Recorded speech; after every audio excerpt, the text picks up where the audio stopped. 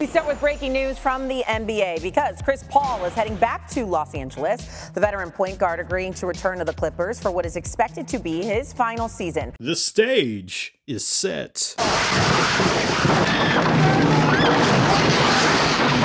Bradley Beal, James Harden, Chris Paul.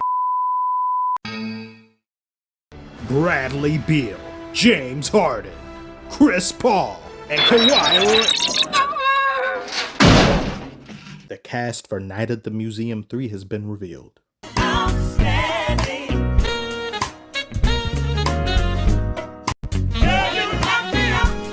Damn NBA Twitter for making that a meme. Every time I hear that song now, my knees start hurting.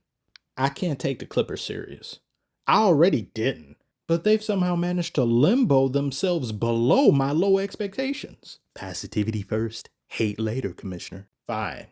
The team has gotten better. They've gotten some quality players together for cheap that won't do them any real long-term damage for the foreseeable future. And these players all complement each other very well, including the additions of Josh Collins and Brook Lopez. This team has scoring, this team has playmaking, it has a great coach in Tyronn Lue, and it has great depth. That being said, this is a Murphy's Law squad, and I thought I was pessimistic. Murphy, you are a Debbie Downer. Beal offering number 3 to Chris Paul after he joined. Why not just give it to Casper? He'd make better use of it. Or give it to me. I'm not playing either. CP3 signed with the Clippers despite understanding he may not play very much every night. It's already starting. The tone is being set and training camp is months away. Now, Chris Paul elevates a team. We saw what he did with Wembanyama. He was seemingly sometimes the only player on the Spurs who could pass it to him properly, utilizing his height, not passing it at his waist or causing a turnover. He's second all time in steals and assists, surefire Hall of Famer, but the best ability is availability, and he's been anything but. When it matters most especially, he's religiously injured in the playoffs. When the offseason rolls around, it's not a question if Chris Paul will be injured or misses some games, it's when he does. In fact, the last time we saw him in the playoffs on the Suns, he left with an injury. That was our last impression of him in the playoffs, and that was 2 to 3 years ago. Perhaps 40-year-old Chris Paul will have a better chance in the postseason. And that's if he doesn't get injured before it even takes place. I don't want him to get injured, but that's been the unfortunate norm when it comes to him. And then we've got Bradley Beal, who recreationally misses 20 to 30 games every single season, who's also dipped off in overall production as a player, who's also, like Chris Paul, injury prone.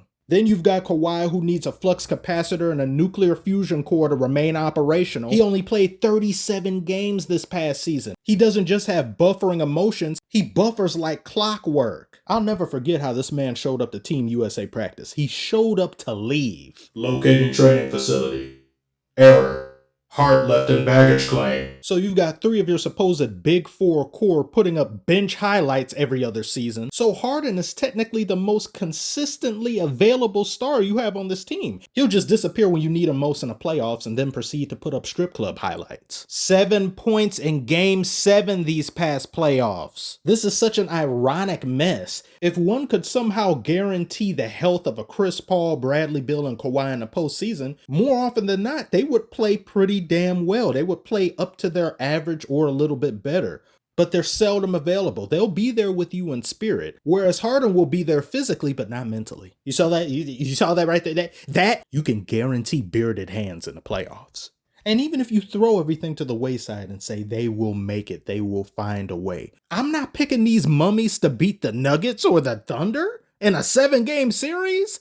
They're too old. They're not going to be able to keep up with that pace. This isn't just a nursery home. This is an excavation site. I always go by what's last been established, and then I try to see a little bit past that and then combine it to create a composite take. And these players simply haven't had seasons to write home about these past few years. Too many damn red flags with the squad. Man, what are we, a team? No.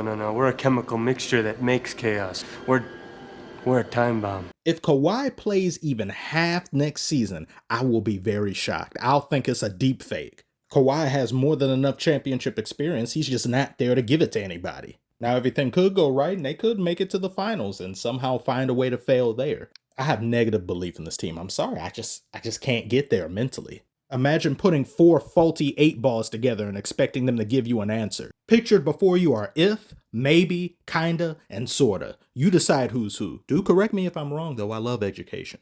Like and subscribe if you are new. As always, I appreciate you for watching, and I will see you on the next one.